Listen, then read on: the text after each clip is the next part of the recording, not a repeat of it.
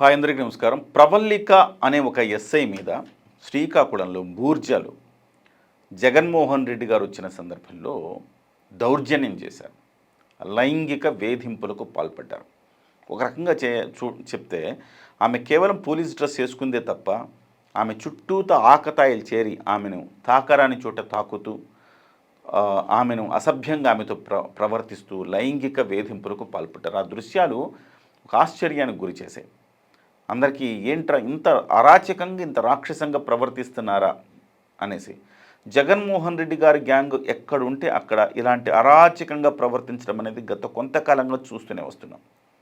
ముఖ్యంగా గతంలో ఒక వ్యక్తిని పరామర్శించడానికి వెళ్తుంటే సింగయ్య సంథింగ్ ఆయన కారు కింద పడి నలిగి చనిపోతే కూడా వీళ్ళెవరికి కనీసం చీమగుట్టినట్టయినా ఉండదు, అలానే వెళ్ళిపోయారు. ఆ తర్వాత రప్ప రప్ప అంటూ నరుకుతామని ప్లకార్డులు ప్రదర్శిస్తారు.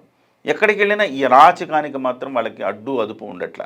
సో అదే అరాచకంతో జగన్మోహన్ రెడ్డి నిన్న సీదిరి అప్పలరాజును పేరుతోటి ఆయన శ్రీకాకుళం వెళితే ఈ లేడీ ఎస్ఐ చుట్టూతో చేరి నానా యాగి చేశారు. మొన్నటికి మొన్న ముద్రగడ పద్మనాభం గారు చనిపోయినప్పుడు కూడా వాళ్ళు వ్యవహరించిన తీరు, ఎస్పెషల్లీ అంబటి రాంబాబు వ్యవహరించిన తీరు చాలా దారుణంగా ఉంది. సో ముఖ్యంగా పోలీసుల్ని గుండెల మీద చేతులు పెట్టి నెట్టేస్తూ వాళ్ళని దుర్భాషలాడుతూ వాళ్ళ ఉద్యోగాన్ని వాళ్ళని చేసుకోనీయకుండా చేశాడు అంబటి రాంబాబు. ఎంత ధైర్యం ఉంటే పోలీసుల్ని ఆ రకంగా పోలీసుల మీద చెయ్యేస్తారు? ఎంత ధైర్యం ఉండాలి దానికి?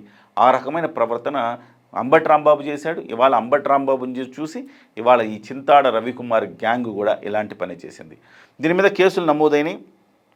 ఆల్మోస్ట్ చాలా పెద్ద కేసులే పెట్టారు. 21 మందిని గుర్తించారు. వీళ్ళందరిలో 21 మంది మీద రకరకాల కేసులు నమోదయ్యాయి. ముఖ్యంగా BNS 109 చాలా కీలకమైన కేసు ఇది. హత్యాయత్నం, అటెంప్ట్ టు మర్డర్ పెట్టడం జరిగింది వాళ్ళ మీద. గరిష్టంగా 10 సంవత్సరాల వరకు జైలు శిక్ష పడే అవకాశం ఉంది. దీంట్లో ఖచ్చితంగా వీళ్ళు నాన్ బెయిలబుల్ కేసు ఇది. దాని మీద వెంటనే వీళ్ళని అరెస్ట్ చేసే అవకాశం ఉంది. బెయిల్ కూడా వచ్చే అవకాశం అయితే లేదు. ఆ తర్వాత సో ఈ దాడిలో తీవ్ర గాయాలైతే జీవిత ఖైదు కూడా పడే అవకాశం ఉందన్నమాట. ఒకవేళ BNS సెక్షన్ 132 దీని ప్రకారం ప్రభుత్వ ఉద్యోగిపై దాడి, విధి నిర్వహణకు భంగం కలిగించడం 5 సంవత్సరాల వరకు జైలు శిక్ష పడే అవకాశం ఉంది. BNS సెక్షన్ 79 మహిళా అధికారి గౌరవానికి భంగం కలిగించడం 3 సంవత్సరాల వరకు జైలు శిక్ష పడే అవకాశం ఉంది. BNS 329 అక్రమ ప్రవేశం 2 సంవత్సరాల వరకు జైలు శిక్ష లేకపోతే జరిమానా 2 కూడా విధించే అవకాశం ఉంది. BNS సెక్షన్ 351 నేరపూరిత బెదిరింపులు 2 సంవత్సరాల వరకు జైలు శిక్ష లేదా జరిమానా. BNS సెక్షన్ 189 సో చట్టవిరుద్ధంగా గుంపుగా చేరటం. సో ఇవన్నీ చూస్తే కనుక 2 ఏళ్ల నుంచి 10 ఏళ్ల వరకు జైలు శిక్ష పడే అవకాశం చాలా స్పష్టంగా కనపడుతోంది వీళ్ళందరికీ కూడా. మొత్తం మీద అయితే దీనికి సంబంధించి సీరియస్గా న్యాయస్థానాలు కూడా చాలా సీరియస్గా ఉన్నట్టు కనపడుతోంది.